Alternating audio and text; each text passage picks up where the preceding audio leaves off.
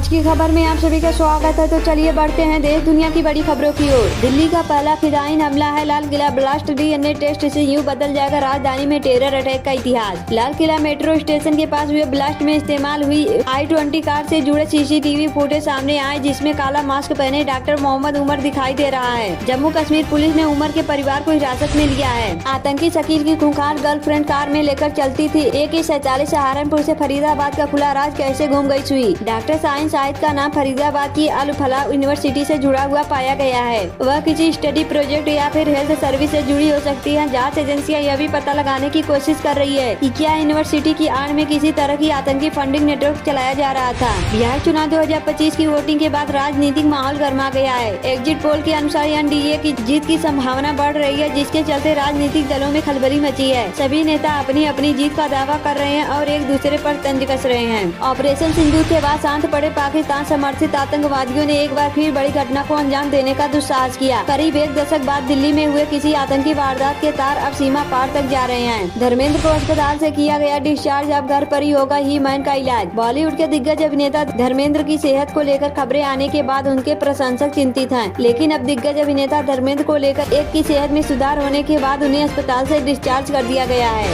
Buenos Aires ने लीनियर्स railway station के पास एक ट्रेन हादसा हुआ, जिसमें धीमी गति से चल रही ट्रेन बेपटरी हो गई। इंटरलॉकिंग सिस्टम में खराबी के कारण हुई इस घटना में 20 से अधिक लोग घायल हुए हैं, जिनमें से 9 को अस्पताल में भर्ती कराया गया है। हादसे के बाद इस रूट पर ट्रेन सेवाएं रोक दी गई है। सहारनपुर के सनी की भी एंट्री। डॉक्टर परवेज को खरीदवाई थी। शोएब को शादी में मिली कार, OLX पर सौदा। डॉक्टर साइन की कार में विस्फोटक मिलने के बाद ATS ने उनके भाई डॉक्टर परवेज के लखनऊ स्थित घर पर छापा मारा, जहां सहारनपुर नंबर की एक सफेद ऑल्टो कार मिली। जांच में पता चला कि यह कार सहारनपुर निवासी मोहम्मद शोएब ने 2021 में OLX के जरिए परवेज को बेची थी। शोएब ने बताया कि यह कार उसे शादी में मिली थी। फलोदी सट्टा बाजार में एनडीए के 145 सीटें जीतने का अनुमान, जाने महागठबंधन का क्या है रेट। बिहार विधानसभा चुनाव 2025 के मतदान खत्म होने के साथ ही फलोदी सट्टा बाजार के अपने अनुमान जारी कर दिए हैं। सट्टा बाजार के ताजा रुझानों के अनुसार नीतीश कुमार की अगुवाई में राष्ट्रीय जनतांत्रिक गठबंधन एक बार फिर राज्य में सरकार बनाने जा रहा है। नरेंद्र मोदी आसिम मुनीर को छोड़ेंगे नहीं। दिल्ली ब्लास्ट के बाद पाकिस्तान में खौफ। दिल्ली कार ब्लास्ट के बाद पाकिस्तान में खौफ की स्थिति बनी हुई है। इस दौरान पड़ोसी देश के पत्रकारों ने अपनी सरकार के हालात खोलकर रख दिए हैं। सभी को डर है कि पीएम मोदी आसिम मुनीर को छोड़ेंगे नहीं।